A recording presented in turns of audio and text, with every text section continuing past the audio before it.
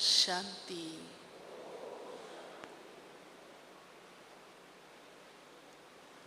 सभी बाबा की याद में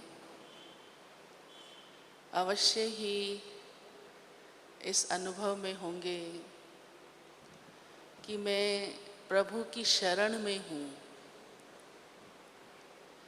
अर्थात प्रभु की गोद में हूँ। और जब हम प्रभु की गोद में समा गए तो अवश्य ही बेफिक्र हो गए। सबने बेफिक्र बादशाह की बहुत अच्छी बातें सुनी, कैसे ब्रह्मा बाप बेफिक्र रहे, हमें भी ब्रह्मा बाप समान बेफिक्र रहना है। और वास्तव में वही ही बादशाह है संगम युग पर जो बेफिक्र है। अगर कोई फिक्र है तो बादशाह नहीं। आज की दुनिया में, इस पुरानी दुनिया में तो बादशाह फिक्र के बिना हो ही नहीं सकते। बादशाह ही नहीं है वैसे तो कोई, क्योंकि सब फिक्रों में है। उनका ताज ही फिक्रों का ताज है, चिंताओं का ताज है। दूसरा ताज तो उतर ही गया, लेकिन चिंताओं का बोझ, कैसी कैसी फिक्र, क्या क्या बोझ सबके सिर पर होता है। और हम सब बाबा के कितने भाग्यशाली बच्चे हैं, पद्मा पदम भाग्यशाली हैं, जो कोई भी फिक्र, बोझ, चिंता हमें अपने ऊपर नहीं रखना। पक्का है? हाँ, पक्का है ये? पक्का है, क्योंकि फिक्र तो किसी को भी पसंद नहीं है। चिंता होना कोई को अच्छा नहीं लगता है। और हम तो भाग्यशाली हैं कि चिंता लेने वाला, हमारी चिंता, हमारा बोझ, हमारी फिक्र को लेने वाला स्वयं भगवान बाबा कहते मैं बैठा हूँ। भक्ति में तो कहते आए, फिक्र से फारिग कींदा स्वामी सतगुरु। और वही स्वामी सतगुरु अब आपका है। आपकी सब फिक्रें वो अपने ऊपर ले लेता है। तो बहुत देर से आप बैठे हैं, सुन रहे हैं। तो अभी सभी अपने अपने स्थान पर बाबा की याद में और उसी रूहानी नशे में खड़े हो जाएं। बहुत आराम से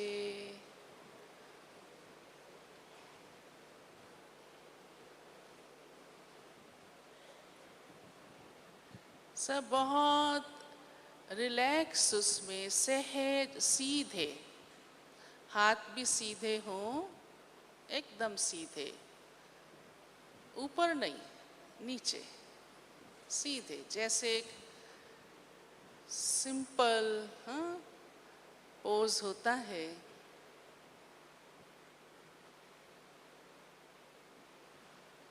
अभी सभी अपने अंदर स्वयं को इस स्वमान में लाए, इस संकल्प में स्थित हो जाएं, मैं बेफिक्र बादशाह हूँ।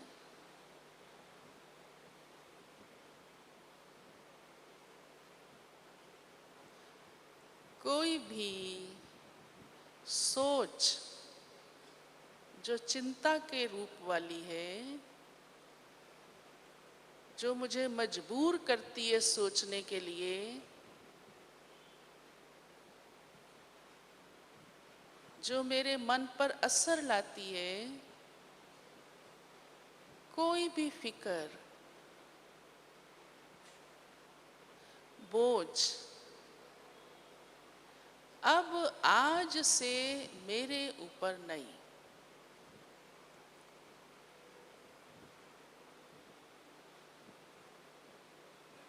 मैं आत्मा एक निश्चिंत, बहुत हल्की, डबल लाइट और सदा खुश, मौज के अनुभव में रहने वाली बादशाह हूं।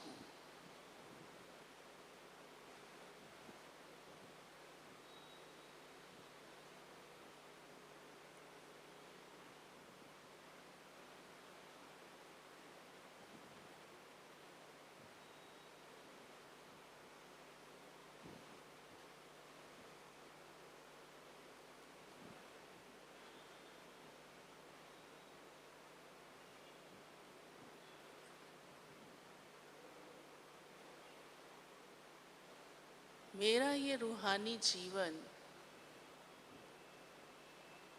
यह है यात्रा, यह है मुसाफरी, कितनी बढ़िया है, जिसमें कोई चिंता नहीं।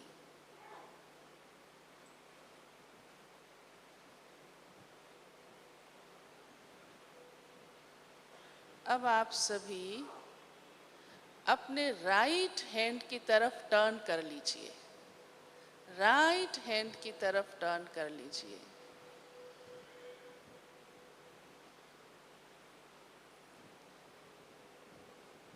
उसी स्वमान में स्वयं को टिकाते हुए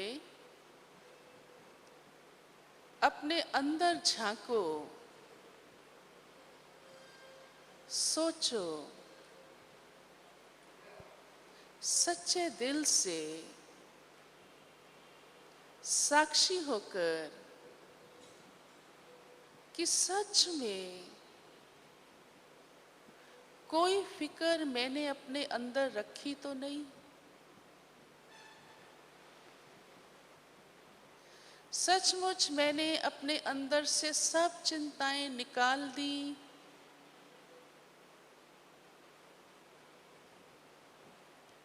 मुझे ये अवसर मिला है कि हर फिक्र अपनी मैं बाबा को अर्पित कर दूं।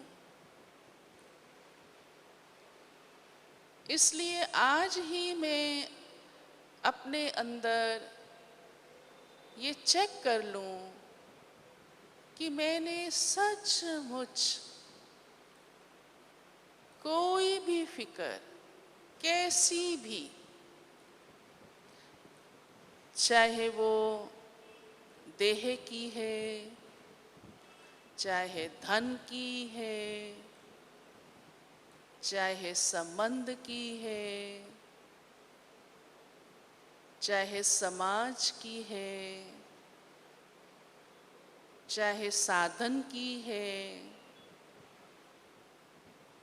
चाहे मान अपमान की है, चाहे पोजीशन की है, चाहे किसी इच्छा पूर्ति की है, कैसी भी मुझे होती तो नहीं। और वो है तो कौन सी वाली है, अपनी ही मुझे देखनी और सोचनी है। कौन सी मुझे फिक्र हो जाती है,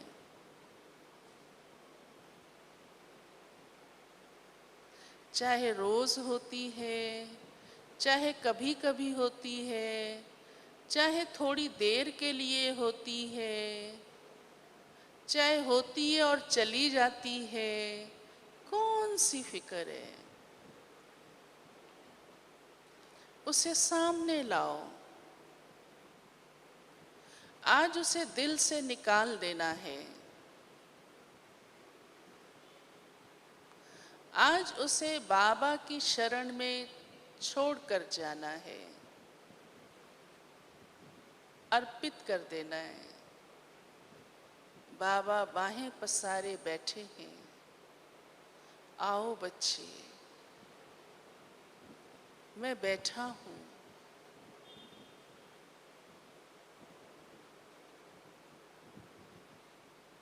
तुम चिंता मत करो।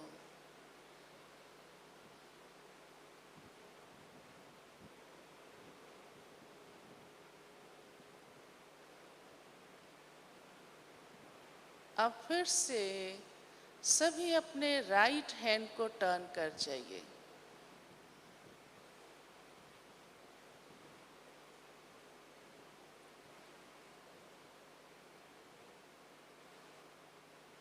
प्यारे बाबा, बाप दादा बड़ी बड़ी बाहों के साथ मुझ आत्मा को बुला रहे हैं। प्यारे बच्चे, आप मेरी गोदी में समा जाओ। सब फिक्र मुझे दे दो।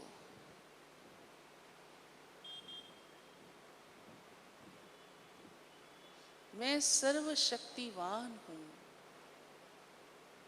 सागर हूं।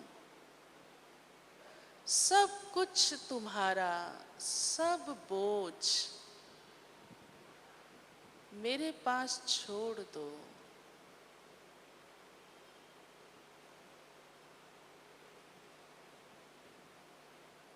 अब मैं आत्मा अपनी कोई भी फिक्र, संकल्प, चिंता वाला बाबा को अर्पित कर रही हूं। प्यारे बाप दादा, आप मालिक हैं, मैं तो आपका बच्चा हूं। जिम्मेवारी आपकी है। मैं तो आपकी उंगली पकड़कर चल रहा हूं।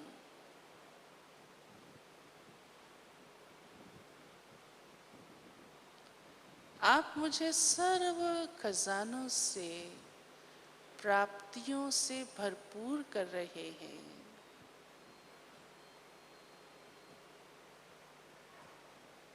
मुझे कुछ भी सोचने की जरूरत नहीं।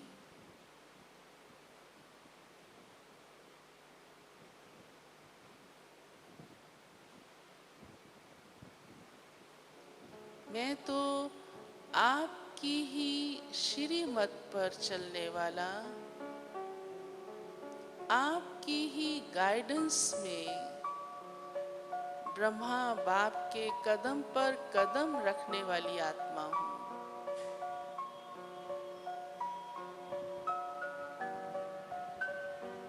आज से प्यारे बाप दादा, मैं अपनी सब चिंताएं, सब बोझ, छोटा बड़ा, थोड़ा ज्यादा, आपको अर्पित कर रही हूं।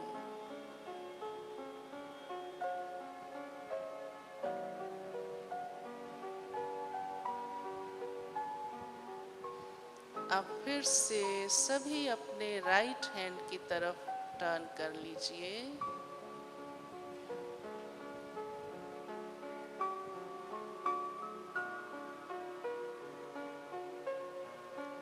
अनुभव कीजिए कि प्यारे बाप दादा मेरे साथ हैं,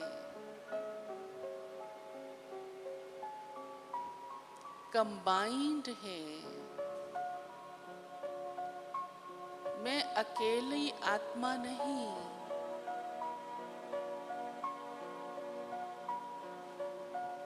ऑलमाइटी अथॉरिटी मेरे साथ है। कुछ भी होगा, बाबा संभालने वाला मेरे साथ है। प्यारे बाबा की गाइडेंस, टचिंग्स, ब्लेसिंग्स मुझे निरंतर मिल रही है।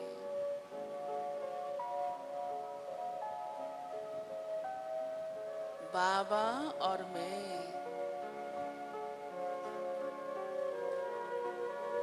मैंने अपने दिल में सदा के लिए बाबा को बिठाया है।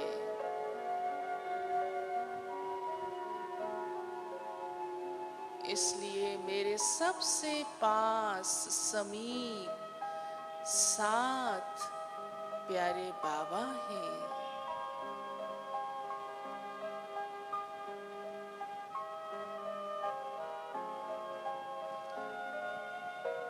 मुझे कुछ भी चिंता करने की जरूरत ही नहीं पड़ेगी।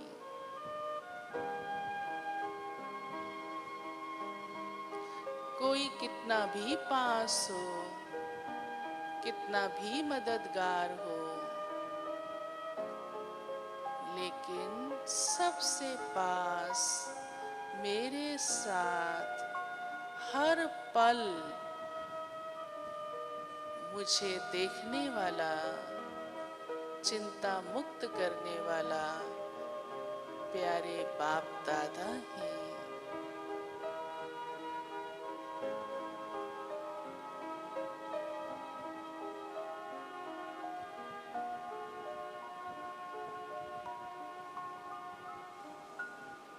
अब फिर से सब राइट और टर्न करेंगे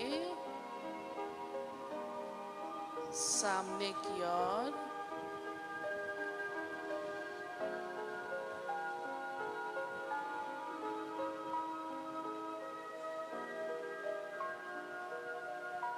मैं आत्मा कितनी निश्चिंत हूँ,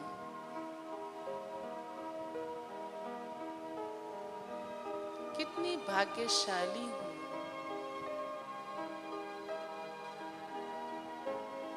स्वयं भगवान ने मेरी सब चिंताएं हर ली हैं।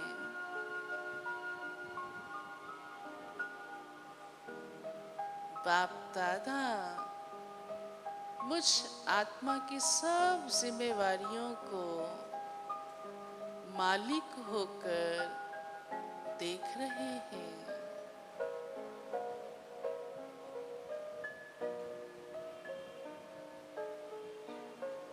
और मैं बेफिक्र हूँ, इसलिए राजा हूँ। प्रसन्न हूँ,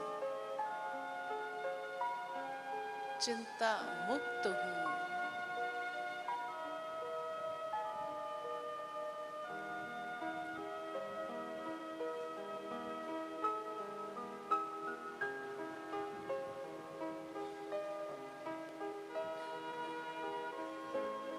वहाँ मेरा भाग्य, वहाँ रे मैं, वहाँ मेरा प्यारा बाबा।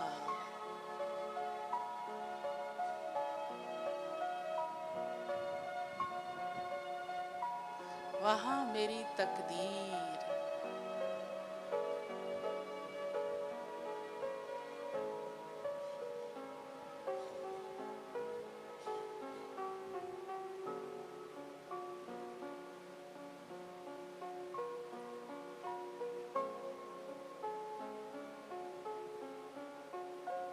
अभी सभी बैठ जाइए।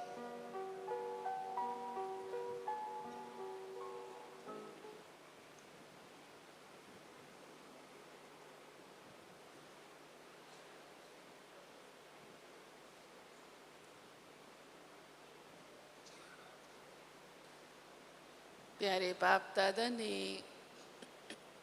हम बच्चों को इस रूहानी जीवन में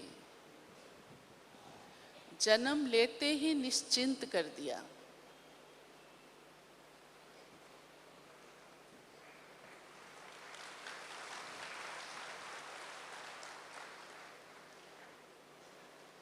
क्योंकि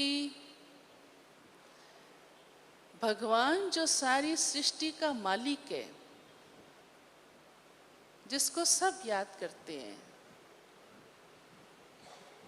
वे अपनी हर चिंता उसको देना चाहते हैं और भिन्न भिन्न तरीके से, कोई पुकार के, कोई शब्दों से, कोई मंत्रों से, जो भी कुछ करते हैं, हमने उसको पा लिया, बच्चे बन गए, हर संबंध उसके साथ जोड़ लिया।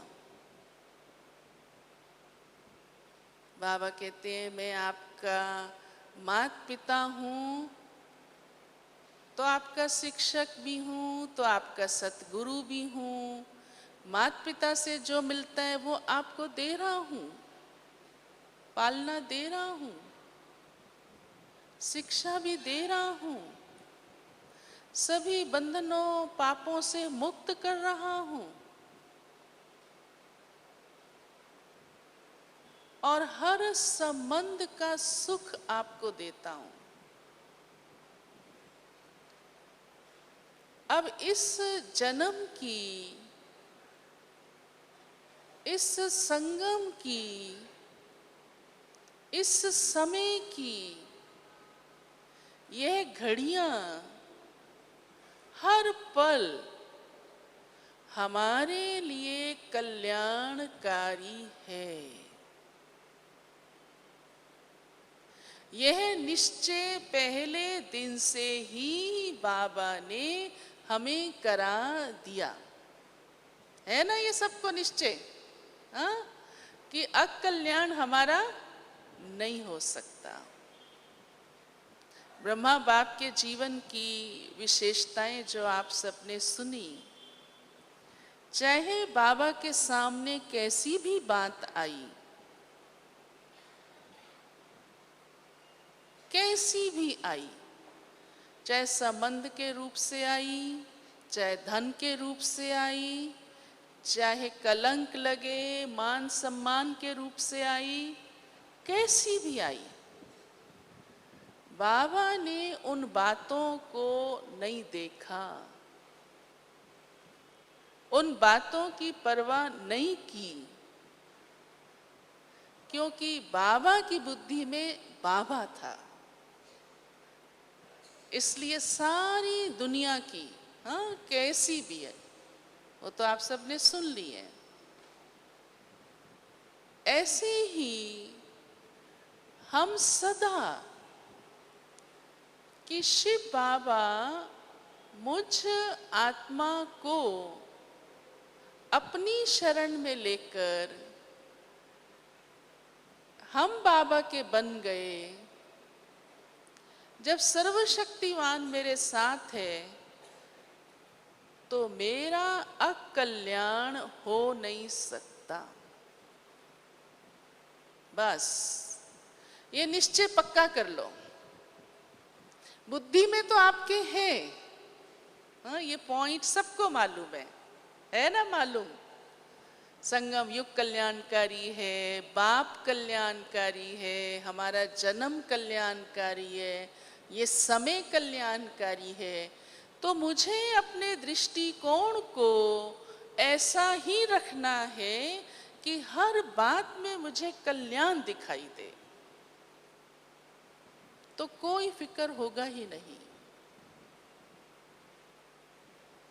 सचमुच परिस्थिति चाहे सामने कैसी भी है, कितनी अकल्याण की भी दिख रही होगी, ऐसा तो नहीं है कि सारी बातें ही पॉजिटिव होंगी।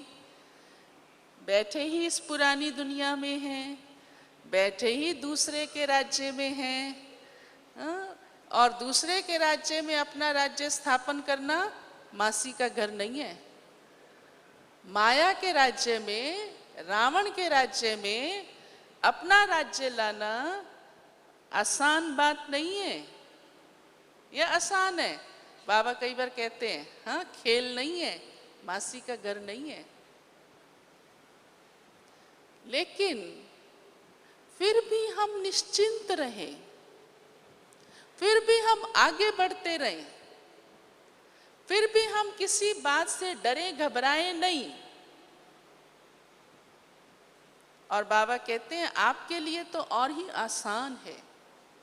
क्यों? क्योंकि जब कोई काम एक बार हो जाता है तो उसे रिपीट करना मुश्किल नहीं होता। जैसे आप एक बार कोई रास्ते पर चले गए, ट्रेन में चढ़ गए या किसी भी तरीके से गए, पहली बार लगता है कैसे होगा, क्या होगा, वहाँ क्या क्या कैसी कैसी बात मुसीबत होगी, क्या भी होगा। पर जब दूसरी बार जाना होता है कहते मैंने ये तो आसान है। अब सबसे पहले फेस किसने किया? किसने किया? आपने किया? हाँ, आप में से कोई है जिसने सबसे पहले हर बात फेस की है? ब्रह्मा बाबा ने किया, मम्मा ने किया, दादियों ने किया, हमारे सब वरिष्ठ ने किया। तो हमको क्या करना है?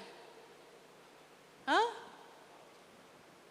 सिर्फ फॉलो करना है, कदम पर कदम रखना है। हाँ, जैसे कोई रेत के इलाके में भी, किसी जंगल में भी कोई जाता है तो देखता है कि जो मेरे पहले गया है, हाँ, वो रास्ता देखता जाता है, ढूंढता जाता है, तो चलना आसान हो जाता है।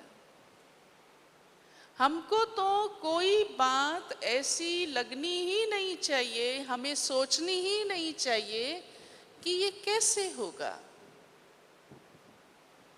तो चिंता किस बात की? इंजन आगे है, डब्बे उसके पीछे हैं। ब्रह्मा बाप ने सब कुछ पार किया, सब कुछ पार किया। कोई बात ऐसी नहीं जो बाबा ने पार ना की हो, नहीं तो बाबा को कितनी चिंता हो जाती, कितनी चिंता हो जाती। सोचो, आज भी कितनी बातें अगर हम सोचें तो हमको फिक्र में ला सकती हैं। एक बार दादी ने सुनाया, देखो आप हमको सुनाती हो कोई बात होती है, हाँ, अब मान लीजिए आप कोई बात होगी आप हमको सुनाएंगे, हमको कोई बात आएगी हम दादी को सुनाएंगे, दादी कहती हम बाबा को सुना देते हैं, बस बैठा है बाबा। समझा? तो हमारा सब कुछ फिक्र लेने वाला बाबा हर पल हमें मदद करता है, हर पल हमें गाइडेंस देता है।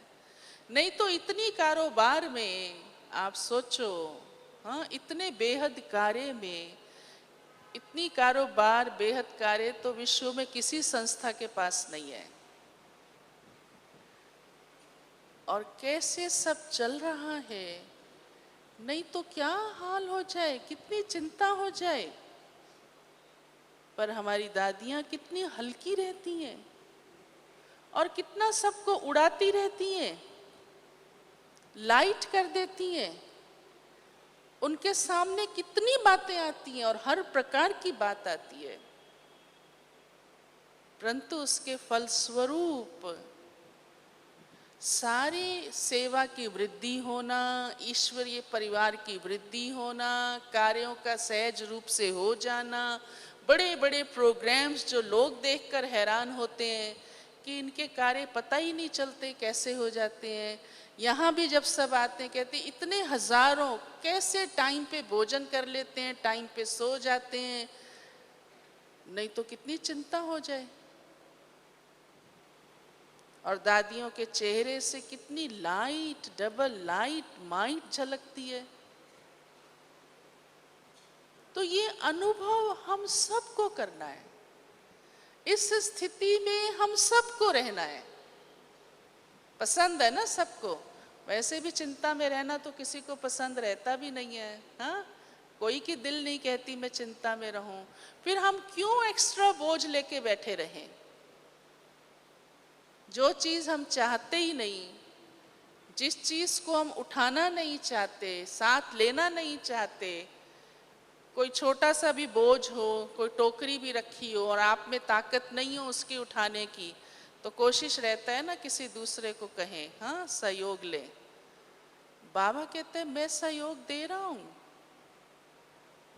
मैं आपकी चिंताएं लेने के लिए बैठा हूं, आप फिर भी अपनी टोकरी मुझे नहीं देते हो, हाँ? खुद ही सिर पे रख लेते हो। वो चित्र कैसा लगेगा? टोकरा अपने ही सिर पे रख लो, है जरूरत? जरूरत नहीं है। बाबा हमें कितना बेफिक्र कर रहा है, हर रीति से बेफिक्र बना रहा है। तो ये बात हमेशा अंदर पक्की हो जाए कि हर बात में मेरा कल्याण समाया हुआ है, अकल्याण मेरा हो ही नहीं सकता। बस तब आपके कोई संकल्प नहीं चलेंगे, तब आपको बोझ नहीं लगेगा। एक बार एक भाई अव्यक्त बाप दादा से मिल रहे थे, कुछ साल पहले की बात है। तो उसने बाबा को कहा, बाबा मैं यहाँ आता हूँ ना तो मेरी तबीयत खराब हो जाती है। तो बाबा ने कहा कि देखो, ये समझो यहाँ आते हो इसीलिए इतने में ही ठीक पूरा हो जाता, नहीं तो पता नहीं क्या होता।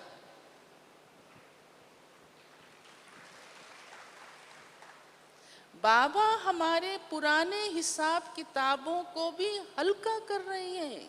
हमें कई बार पता नहीं चलता, पता चलता भी है लेकिन उतना सीरियसली नहीं अनुभव करते उस चीज को। क्या क्या हिसाब किताब हम पूर्व जन्मों के लेके आए हैं, चाहे वो तन के, संबंध के, धन के, तेरे मेरे, ना मालूम क्या क्या 63 जन्मों में किया है। और बाबा कहते, बच्चे आप योग से ही उसको हल्का कर सकते हैं, लेकिन बाबा की याद में हम याद इतना नहीं करते जितना बाबा हमें उसमें मदद करता है। क्योंकि बाप बच्चों का कष्ट नहीं देख सकता है। ना मालूम क्या क्या हो सकता है दुनिया में, देखो क्या क्या हो रहा है।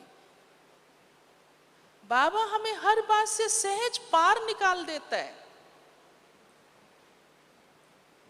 सहज हमारी सब कर्मों के खाते को भी हल्का इस समय ही कर रहा है।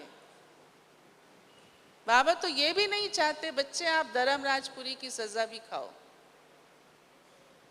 तो हमें बिल्कुल निश्चिंत हल्का रहना है, हर बात को पॉजिटिवली ही लेना है। हर बात को, चाहे कैसी भी बात आए, जब उसमें से हम पॉजिटिव ढूंढते हैं उसका क्योंकि हर बात के दो पहलू होते हैं और हमको बाबा ने ज्ञानवान बनाया है, त्रिकालदर्शी बनाया है, त्रिनेत्री बनाया है, हर बात की समझ दी है, हमारा भविष्य भी स्पष्ट है। तो फिर चिंता किस बात की। दुनिया में तो लोगों को किसी भी बात का अपना स्पष्ट ही नहीं है, कल क्या होगा। और हर चीज के आप देख ही रहे अनसर्टेनिटी है। और हमारा तो हर बात निश्चित है। तो जहां निश्चित है वहां निश्चिंत है, हमारा भाग्य निश्चित है। हमें मालूम है हम क्या बन रहे हैं, क्या बनने वाले हैं, कल क्या होगा। इस दुनिया का विनाश भी होगा तो मेरे लिए नई दुनिया होगी, मिरवा मौत मल्लू का शिकार, तो मेरा तो फायदा ही फायदा है। तो फिक्र किस बात की। इसलिए हर बात में हमको कल्याण देखना है। अपनी ऐसी नेचर बनाओ और उसके लिए सिर्फ वर्तमान को नहीं देखो, उसी घड़ी को सिर्फ नहीं देखो, उसके पास्ट और प्रेजेंट, उस समय त्रिकालदर्शी बन जाओ। कोई भी बात आपके सामने आती है, आप उस समय त्रिकालदर्शी स्वरूप से ही उसको देखो, आपको फिक्र नहीं होगी।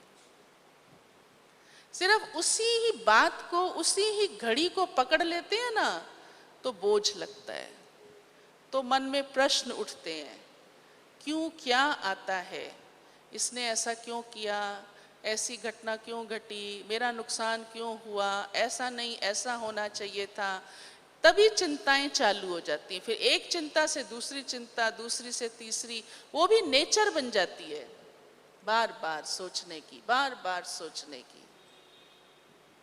परंतु उस घड़ी आप त्रिकालदर्शी स्वरूप में टिक जाओ, बस आपको हर बात ठीक लगने लगेगी।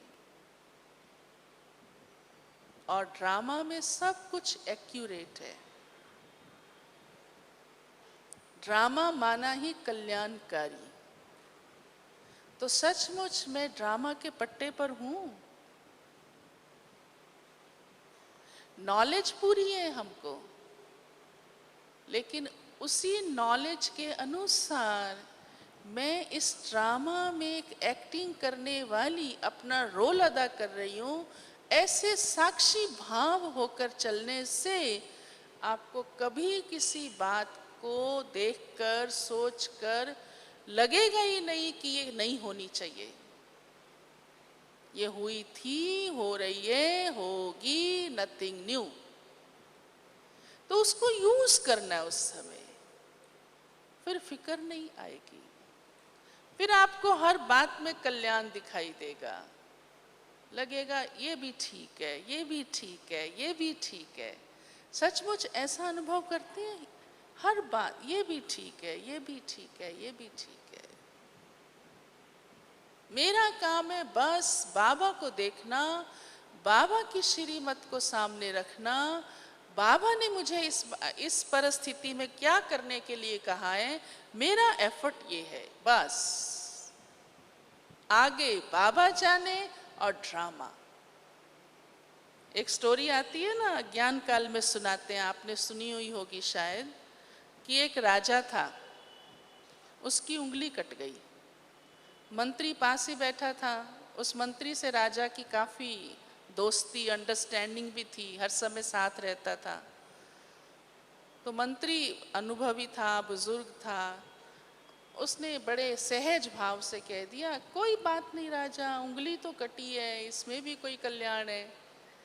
राजा को बड़ा खराब लगा, बड़ा गुस्सा आ गया एकदम।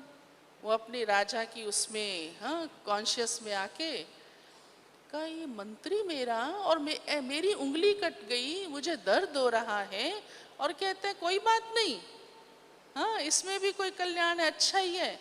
तो राजा ने अपने पोजीशन की कॉन्शियस में एकदम कह दिया, मंत्री को जेल में डाल दो, इसको तो मेरे बुरे अच्छे का भी नहीं समझ में आ रहा।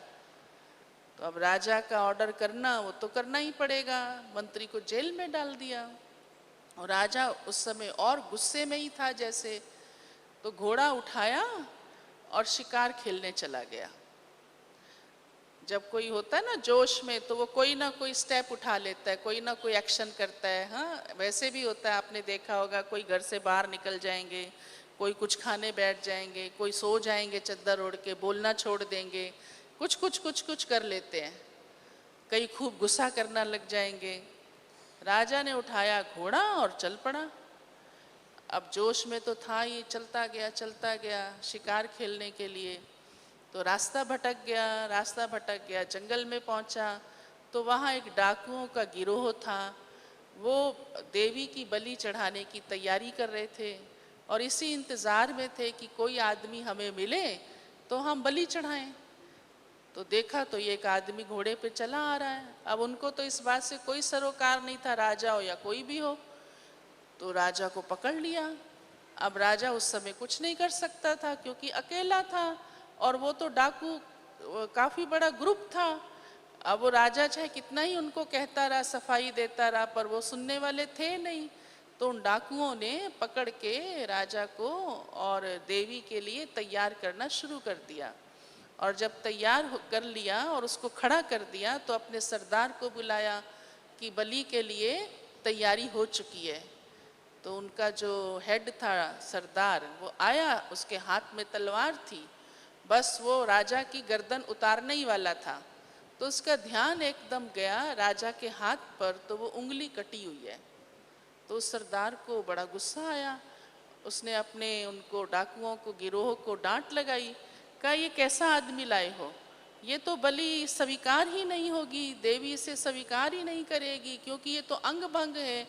तो उस सरदार ने एक लात मारी और राजा को परे गिरा दिया उठा के। तो राजा तो बेचारा रिजेक्ट हो गया बलि चढ़ने से, वो बेहोश पड़ गया। फिर काफ़ी देर बाद उसको होश आई, फिर वो उठा और एकदम वो बेचारा घबरा गया था। फिर उसने सोचा मैं वापस जाता हूँ, अपने घोड़े पे चढ़ा, वापस आया। सारा रास्ता सोचता रहा कि आज तो मेरी जान चली जाती, मैं तो मर जाता, लेकिन मेरी इस कटी हुई उंगली ने मेरे को बचा दिया।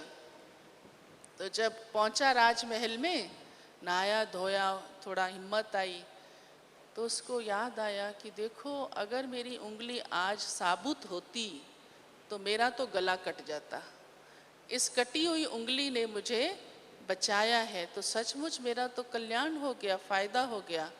तब उसको आया कि मंत्री तो ठीक ही कह रहा था कि राजन कोई बात नहीं, उंगली कटी तो इसमें भी कोई अच्छा ही है, कल्याण ही है।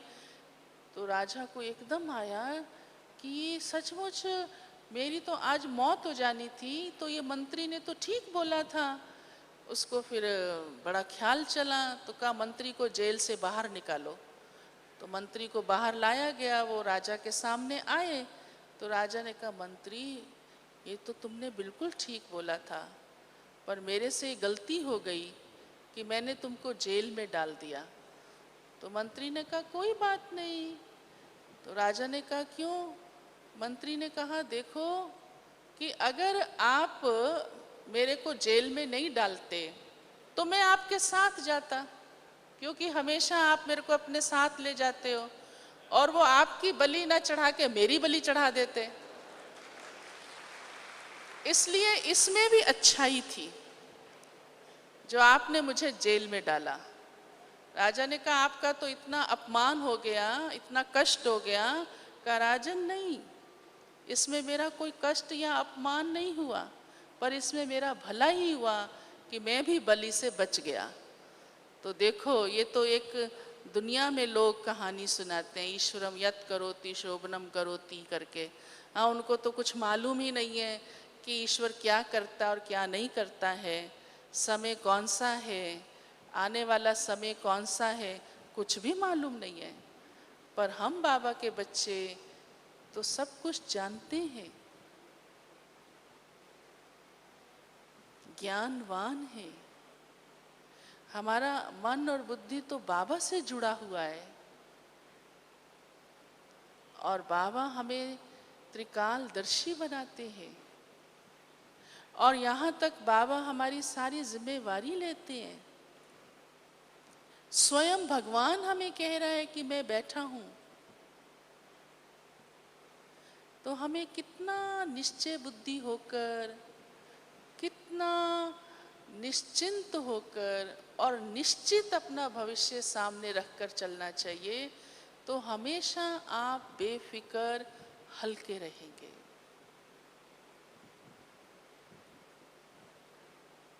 जहाँ निश्चय की कमी होती है तब निश्चिंत नहीं रहते।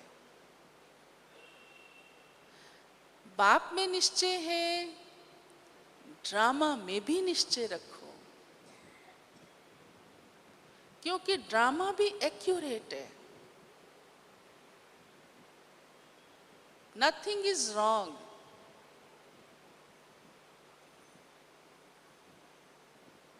हर बात एक्यूरेट है। स्वयं में भी निश्चय रखो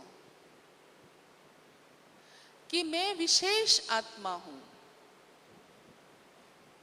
और विशेष आत्मा इसलिए हूं क्योंकि मैं अपने श्रेष्ठ कर्मों का खाता बना रही हूं।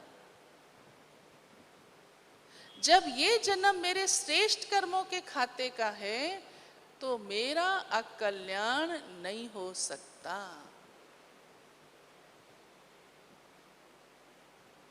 कहीं ना कहीं हमारी तरफ से भी कुछ कुछ गड़बड़ होती है तो चिंता होती है। सच बताएं,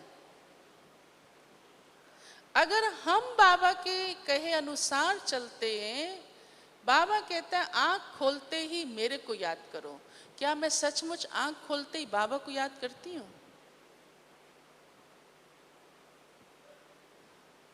बाबा कहते हैं अमृत वेला मेरे से रू रिहान करो। बाबा कहते हैं पहले पढ़ाई करो। अगर मैं विधि से चलती हूं, मेरी तरफ से कहीं गड़बड़ नहीं है, तो चिंता आपके पास आ नहीं सकती। आएगी भी तो चली जाएगी। चलो आई भी सही, हाँ, लेकिन आपको हैरान नहीं करेगी, आपको कष्ट नहीं दे, तड़पाए नहीं, ऐसे नहीं। कई कई तो ऐसे सोच लेते हैं मैं तो बस, मैं आत्मा तो इसमें वो क्या शब्द क्या कहे, तड़प ही गई, हाँ मेरे को तो कष्ट ही कष्ट है। क्यों? मुझे इसलिए हर बात में एक्यूरेट बाबा ने जो कहा है उसे ही बुद्धि में रखकर वैसे चलते जाना है बस।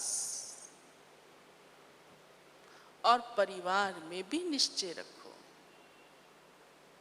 फिर आप निश्चिंत रहेंगे। अभी दादी जानकी हम सबको सुना रहे थे कि हर आत्मा का पार्ट अपना है, बस। फिर सोचना क्या, ये ऐसा क्यों, ये वैसा क्यों? चिंता तो तभी होती है एक ना मिले दूसरे से, फिर प्रश्न ही क्या। इस प्रकार जब हम ऐसे निश्चय बुद्धि होकर चलते हैं तो निश्चिंत रहते हैं। और ब्रह्मा बाप के कदम पर कदम रखते हुए कोई भी बात सामने आए, उस समय यही अपने से सवाल करो कि ऐसी उसमें बाबा ने क्या किया होगा। बाबा ने तो सब कुछ साकार में करके दिखाया ना, तो उत्तर आपके सामने आ जाएगा। ऐसे ही मुझे चलना है, तो सहज बेफिक्र हो जाएंगे। और संगम युग है ही रूहानी मौज का युग, प्राप्ति का युग। प्राप्ति के सामने कोई तकलीफ होती भी है तो तकलीफ नहीं महसूस होती। जब कोई मनुष्य कमाई कर रहा होता है, देखो यहाँ तक कि बच्चे खेल भी रहे होते हैं ना, खेलते हुए चोट लगती है तो उनको रोना नहीं आता, उनको दर्द भी नहीं होता। आपने अनुभव किया होगा, हाँ? तो संगम युग तो है ही प्राप्ति का, है ही मौज का। जब कोई कमाई में होता है उस समय उसको नींद भी आ रही होती है, भूख भी लग रही होती है, तो वो भी फील नहीं होती है।